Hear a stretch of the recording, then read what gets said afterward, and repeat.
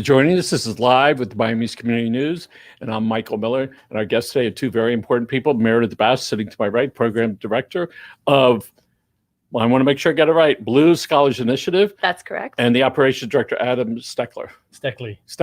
Thank you very much for being here and for doing what you do. So let's talk about Blue Scholars Initiative. What is it, and how do you share that with people? Absolutely. So Blue Scholars Initiative is an environmental marine science education program. We started it in 2019, and we unfortunately only served a few on the water. So it is an on the water education program, basically a floating classroom to connect 4th and 5th grade students primarily to Biscayne Bay and our marine ecosystem. And it is a free program. So we do all the fundraising to provide this to under-resourced and underserved school groups, community-based organizations. And really, the primary goal is to connect them with the ecosystem so that we can help protect it. We know how unfortunate the situation is in primarily the northern part of Biscayne Bay. We saw first and foremost the fish kill last summer, and how important it is for us to protect it. Remember, after that fish kill, that the county, I think, put up a flag, said we're going to do something about this. And I think around that time, I think when Bagay was appointed, and said, all right. And I met her years ago, actually right here. All right. So I want to thank her for all her help over these years. So entertainment and activities and responsibilities surrounding the Bay is getting more and more attention. I see that. We just had some folks here, some homeowners that are very active in the marinas and want the county to be more involved with making access to the Bay a little bit stronger. And also we had some folks in the Parks Department from Miami-Dade County here. And for the public waste, waste management, public works, and how they try to keep the bay side, the oceans, and the beaches cleaner. So you recently had 8 days of World Ocean program. So tell us about that, Meredith. So we connected with 7 different global leaders all over the world. We divided up our 5 oceans of the world into 7 different ocean regions. We connected with 7 different global leaders that are all working towards helping to protect and preserve their kind of section of their ocean, even though all of our oceans are connected. And we did an 8-day campaign on our social media platforms, as well as our website and YouTube, with a public message each day from one of those leaders and a call to action of what they are saying. This is what's happening in our region of the world, and this is how you can help, because all of our world's oceans are connected. So, by the way, who is that? Steve? Can we get their website up? Would you tell Steve what your website address is? Make sure we can get it up there. Bluescholars.org.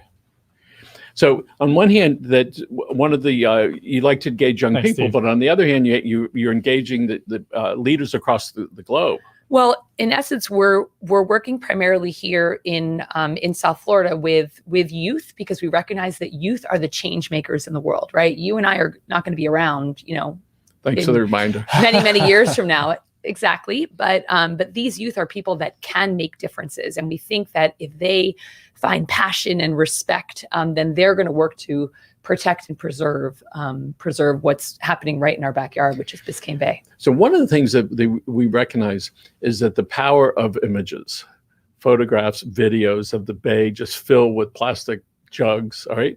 A while ago, there was a campaign, and when you would look at these huge swaths of this garbage that made it out to the Bay, we're beginning to understand the impact that it has. So we know that you like to reach the young people. When you communicate with them, when they see these type of pictures and these videos, what goes on in there? What do they express to you, Adam? I think there's a little bit of a disconnect at a young age, only because maybe a lot of the trash that they're seeing out there or the problem seems so overwhelming. I think for a young mind, that's a bit daunting. And the fact that they don't feel maybe that they have the responsibility at that young age, they think, well, that's something for my parents, my families, and our leaders of the community to handle. That's not my responsibility. And as Meredith said, we're trying to connect them at a young age so that we can develop some behavioral changes at that stage so that those carry on through into their adulthood, because what we do on land directly impacts what is going on in the water. So we know that the parents or the behavior of the parents are mimicked typically by the youngsters. So what do we need to bring to the parents who have the young people so they can start changing their behavior, so the children who are always watching them for all the good stuff, the not so good stuff? What sort of programs can we look at so that we say, oh yes, all right, I should put that plastic bottle and put it into the recycling bin rather than throw it out the window? So how do you reach the parents? Well, we're doing it vis-a-vis their children. So we're doing it that we always say to the youth. So we had to pivot. We weren't able to be on the water during the pandemic. So we created 5 different educational videos that myself and Adam produced. So we came into the classroom on Zoom, showed the students the video, 5-minute videos. And then they were seeing that we were on the video, and then we were there live, kind of engaging and having the discussion with them. So our hope is that they're going to bring that information home to their parents and educate their parents as well. In addition to that, we do community campaigns like the 8 Days of World Oceans. We also did one in December called the 12 Days of Biscayne Bay, where each day we worked with different community organizations locally and brought forth their call to action, like reduce your use of single-use plastics or plant native trees so that you're not having to use so much water and not having to use so much pesticides and herbicides, which we know are things that were direct influences on the fish kill from last summer.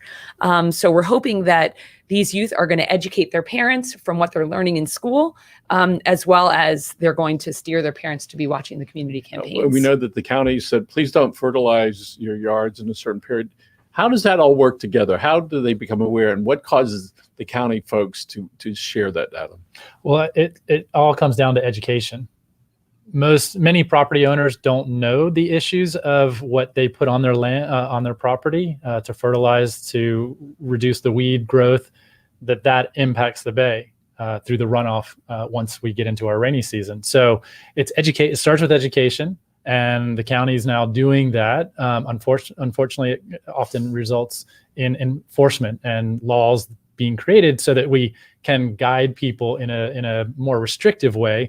We're trying to do it through a fun educational experience, again, at a young age. But as Meredith mentioned, our community engagement programs are bringing the community members, all ages, out to engage with the bay and either see it through a beach cleanup where they witness the trash on the land and they're participating to make an impact through community service, or it's following those beach cleanups, our education program that ties into looking at all the individual items that we did collect during that cleanup and talking about alternatives to reducing that. Those type of things are very impactful on everyone. When you can go out, you can smell it, you can touch it, you can feel it.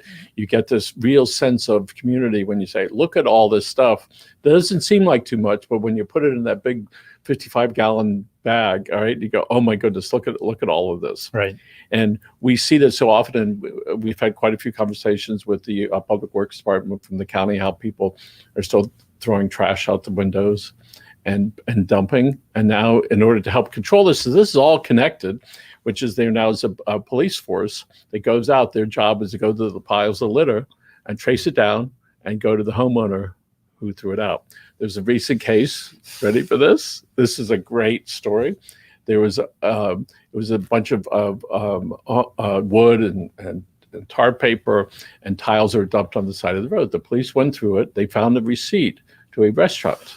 They went to the restaurant, and the time they got the receipt, saw it, who it was, matched it up, went to the people's house. Your guy, who you paid, dumped this, and I don't know what happened, but the police are out there making this better, all right? But with the good works of people like yourselves, that the little kids, who if we can start them early enough, all right, can really make a difference. So what is it that a young person could do in the next couple months over the summer before they go back to school, thank goodness, all right, so they can get an experience? Get an experience with us? Yes. So our intentions for the summer, hopefully we're going to be back out on the water again. We'll be working primarily with community-based organizations because our biggest partner is the public school system. Once school resumes, hopefully they'll be allowed to do out-of-school field trips. And we'll be, our program is free for we call them kids on the brink of success. So inner city youth that are considered Title I in the school system. And so we work partnering with different community-based organizations. We worked with Overtown Youth Center. We worked with the Overtown Optimist Club. We worked with Breakthrough Miami. So different organizations that are serving these youth over the summertime. And then once school starts again, hopefully, if the school board's listening, we would love to serve your students. Well, as a matter of fact, next year. Thursday, school board member Marta Perez is going to be here at 10 o'clock in case you're coming by.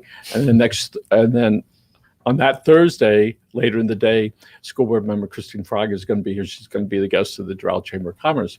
And so put in a good word for us then. I will. Okay. And it really takes a village. So what other organizations do you want to be involved with so you can improve the lives of all of us and start a new generation of kids taking care of the bay? Well, we are primarily, we are a very new organization. So getting grants is very challenging for us. Most grant funders are wanting to see that you've been in existence for 5 years or greater. So we're primarily working with private dollars right now. We're getting corporate sponsors and, kind of family foundation sponsors and stuff like that. So people that are interested in the further betterment of Biscayne Bay and our world's oceans, and or people that are interested in helping to fund organizations that work with kids and kind of getting them off the streets and out into positive programs are people that would be interested in what we're doing. So one of the things we realize that we all have a product or service, but we're really in the marketing business, which is how do you get other people to pay attention to what we are doing, whether it's for profit or not for profit or whatever it happens to be. One of the things that really grabbed the attention of a lot of people last year, maybe it was the year before, is this great big ship that was out there collecting debris that was floating around. It was such a mammoth impact, all right? They had this big, huge net, they were collecting and they put it together. Oh, yeah. Remember that? I do. All right. It was in the Great Pacific Garbage Patch. There you go. Yeah. All right. So those type of pictures and videos make such an impact on your brain that you don't forget. I didn't know the name of it, but I remembered it long enough to be able to share that to where you recognize that. So what is it that Blue Scholars Initiative can do so it makes an impact on some folks that can get attention to the challenges that we're facing?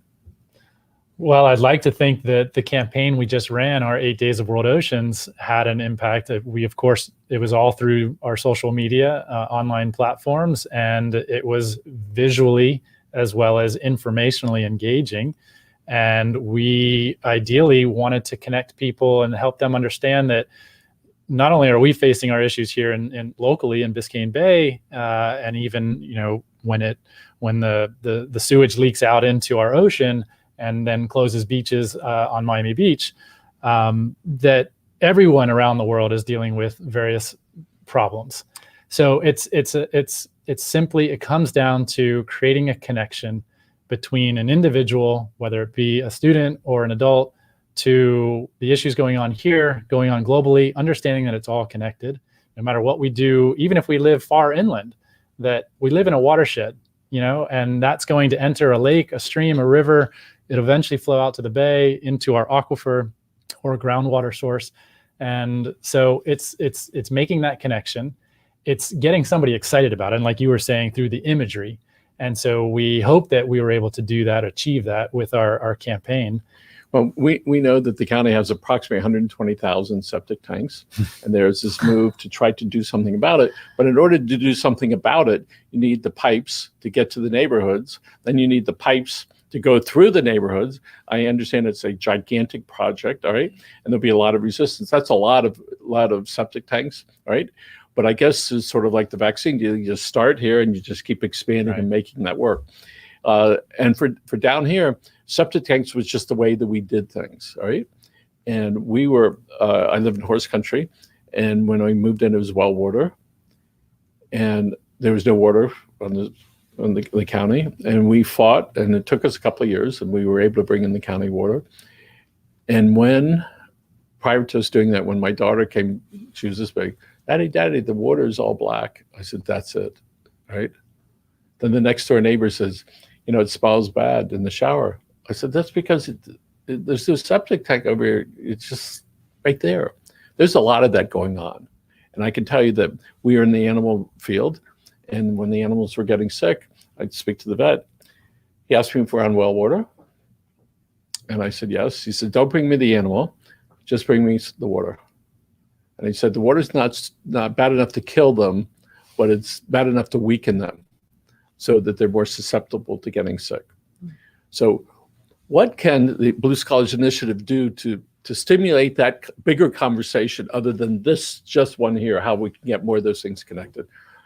So you're on, Adam. That's a big question. I feel like we're working to change one mind. We're working with groups of students, and this year alone, through our virtual program, we served over 1,000 students, which is great for a young organization, and during the time of the pandemic.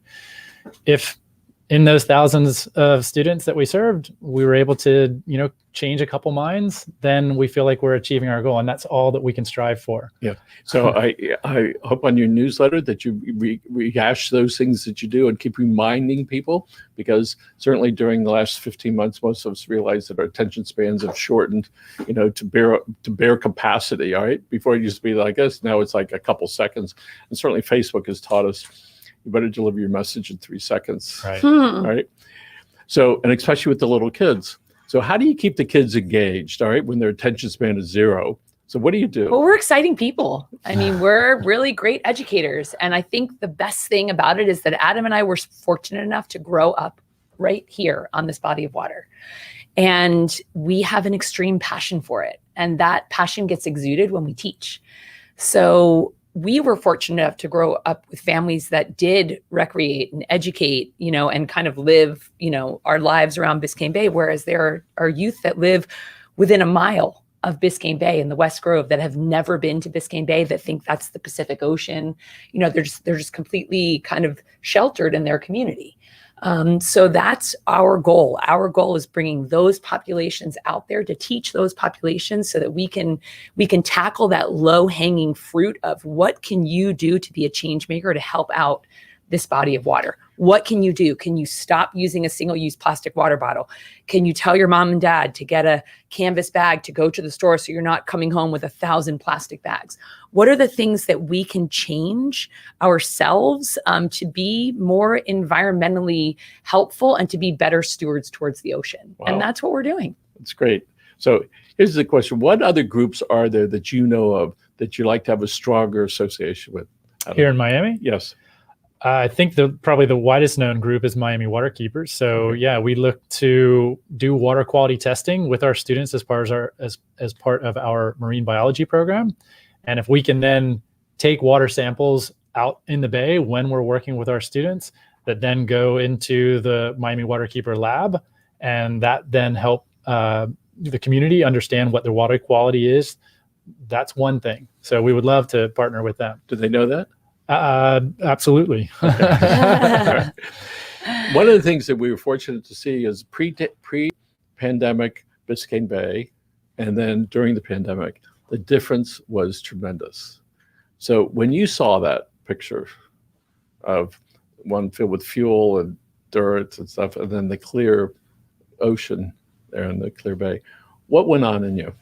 Well, I remember I think it was April, I think that the Herald published a picture with 2 sawfish, which are like super rare marine creatures, sharks, or fish, exactly. Fish, not sharks, sorry, fish, that were seen, like, I think it was like right in the northern section of the bay.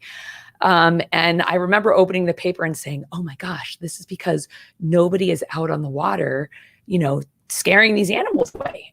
So that was a beautiful thing that I saw during the pandemic. But on the flip side, there's been a 20% increase in manatee fatalities since the pandemic. So why is this happening? Well, everybody and their mother went and got a boat because the beaches were closed and this was closed and that was closed. So they said, well, I can just get my own boat and go out on the boat. So there's been, a positive in the sense that there wasn't that many people out and about, and the animals kind of came out and kind of reclaimed their space. And then there was a negative when people started, when people started going out again, and they really kind of went in full force. So thousands and thousands and thousands of people bought boats last year. Right? Because the county was pointing, go out on the ocean, all right, do whatever you want to do, just stay away.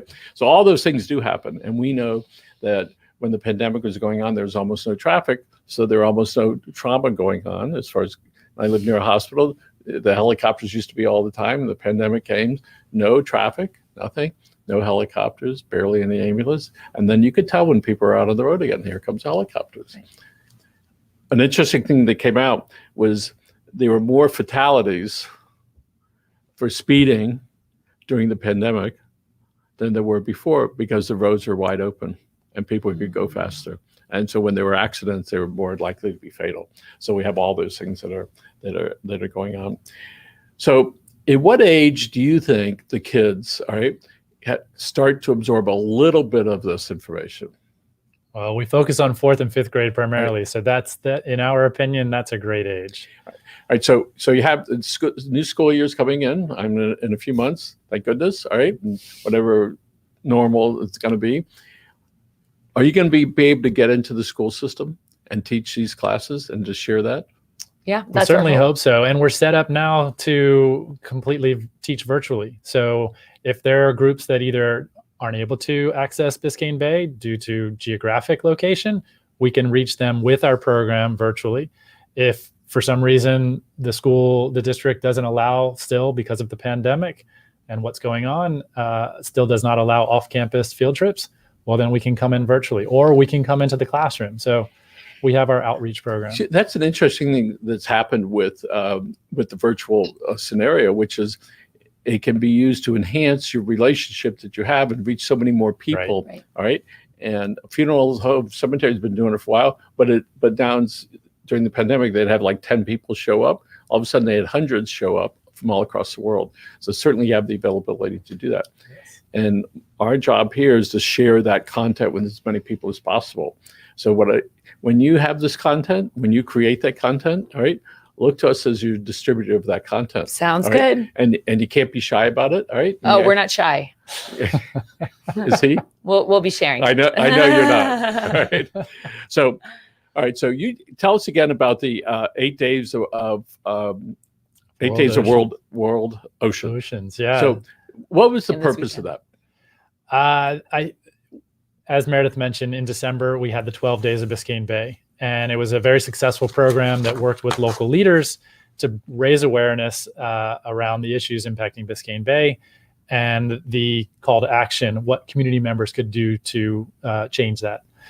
We realized we had an opportunity in the middle of this year during annual World Ocean Day, which happens every year on June 8th. And so we launched the 8 Days of World Oceans. And we felt it was a great opportunity for us, again, to reach a larger audience through the virtual platforms and share a very important message about our oceans, as they are our life support system here on Earth. Every second breath we take is a result of the ocean and the oxygen it provides us. Every once in a while, we get these great shots from a spaceship, and you look down and say, "Gee, there's the Earth down there." And all of a sudden, when you're looking at this big picture, you realize we're just not even a tiny speck of this. And then it goes from this great big global thing, and you go right down to your house, right? And just whoosh, as it swoops in. So, and how long have you, Meredith, been involved in this type of work? Ooh.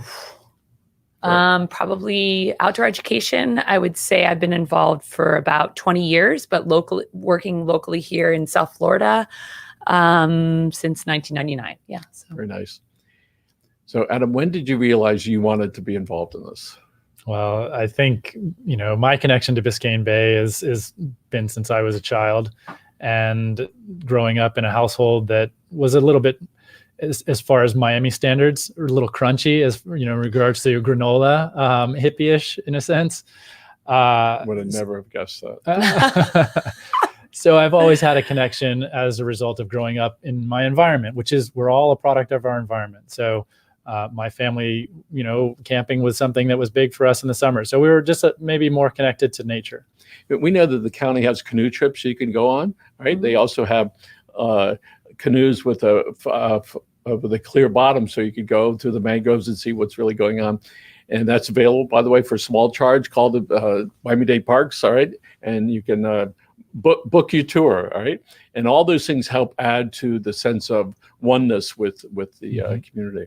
So we are so glad you're here, Meredith. Adam, thank you very much for your time. We're going to invite you back in a couple of weeks. All right. Thank you. In the meanwhile, you got to put all your content together, make it easy for people to find it on bluescholars.org. All right. And again, Adam and Meredith with a great organization. My hat's off to you for your commitment for all of us. Thank you very much for being here. Thank you very much. And Stephen, thank you very much, folks. And folks, this is again live with Miami's Community News. Folks, have a great day and thanks for joining us.